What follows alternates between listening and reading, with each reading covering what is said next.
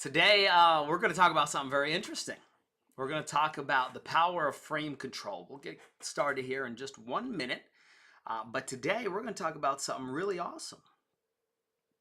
Wow, look at that. I didn't even know I could pull that up on the screen. That is interesting. I'm learning more and more by the day. But anyways, I appreciate all of you tuning in as usual. Thank you for being here. Today, I wanted to make a quick video talking about the power of frame control. If any of you have been following me for any time, you would know that number one, we teach communication, persuasion, and storytelling specifically skills. And one of the things that I oftentimes preach is that what you say is not as important as how you say it. And if you don't believe me, there was once a study conducted. I might mess it up a little bit, but I think I got it. 7% of what we say, or 7% of communication rather, is what we say, the actual words that we say. 38% of our communication is how we say what we say, and 55% of all communication is body language. Now, we're going to focus on the 38%, which is about how we say what we say. And I want to share with you a quick story that will exemplify the importance of a frame. Now, what is a frame? I want you to think of your objective, okay, the end result. Let's believe, I'll give you an example and illustrate this. So I took my doctor to the vet the other day. She fractured her leg. I brought her into the surgeon. They had to do x-rays and check her out to see like what type of surgery she was going to need and all of this stuff. Well, my dog doesn't really like men, okay? And when they took him back, my dog, I guess one of the male veterinarian guys went to go touch her and she supposedly snapped at him. Okay, so they didn't tell me this at first.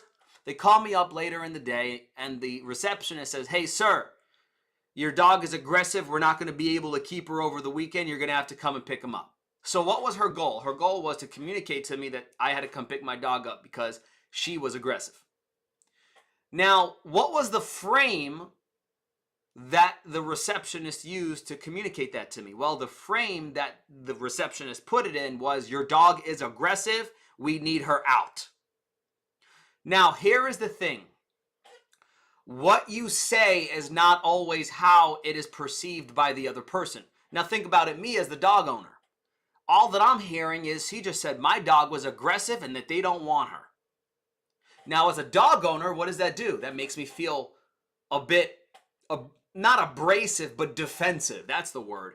There's a bit of resistance. Like, whoa, what did you just say about my dog? She's not aggressive. You don't know my dog. Who are you to say that about my dog? But what if she would have said it like this? "Hey, sir, we just got done with Stella, and we just wanted to call you up because we noticed that she's particularly a little nervous and uncomfortable here. And just for the sake of Stella, to make sure that she has as much comfort as possible, rather than us keeping her here in an uncomfortable position in a small crate for the next 3 nights, we would like to send her home with you so that you can care for her on your terms so that she's more comfortable. Does that sound fair enough, sir?" I would have been like, "Oh, okay.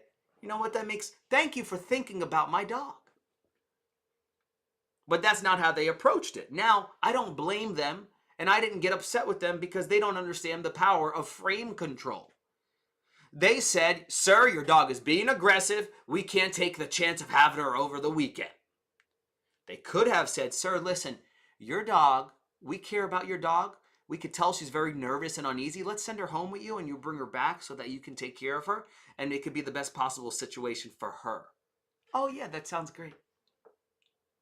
Now, how do we translate this to selling what we have and communication and persuasion? Let's say you have a product or service. There's different ways that we can sell what it is that you have. Let's say somebody gives you an objection. "Too much money." You could say you could do this 2 ways. Okay, what's the frame that I'm going to respond to this in? Okay, one frame can be, "Well, what do you mean you don't have the money?" "Oh, when you say the money, are you saying that you don't value this as much as you value blah, blah, blah, blah, blah?" And you can be a little bit more abrasive. Or you can be like this. "I don't have the money." "Oh, okay, cool. I totally understand that. Like besides the money, Do you see how this program would work for you and the benefits like it would have for you and your business? Yes? Okay, cool. And in terms of people supporting you, you don't see that anyone in your life wouldn't support you in making this decision to put your life forward? No? Okay, cool. And like in terms of this being the right time, you do feel like it's a good time and nothing else is getting in the way? Oh, awesome, awesome. Okay. So what I hear you saying is that if we can figure out the money situation and make it something where it's more affordable for you, you're willing to move forward. Am I hearing you right? Yes? Okay. Are you sure? All right, awesome. So, so how did I respond? I don't have money. Oh, I totally get it. Versus, what do you mean you don't have the money? So it's how we say what we say that is more important.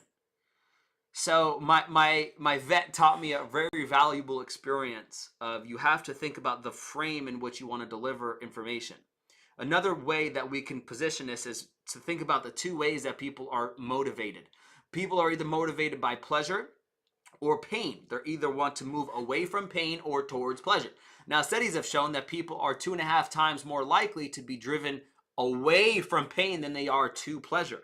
So when we're selling what it is that we have, we can frame our service as something pleasurable. This will enable you to go ahead and double your revenue in the next 30 days, or in terms of pain. Listen, this is the one service that will enable you to finally stop talking and having nobody responding to you. Wouldn't that be great?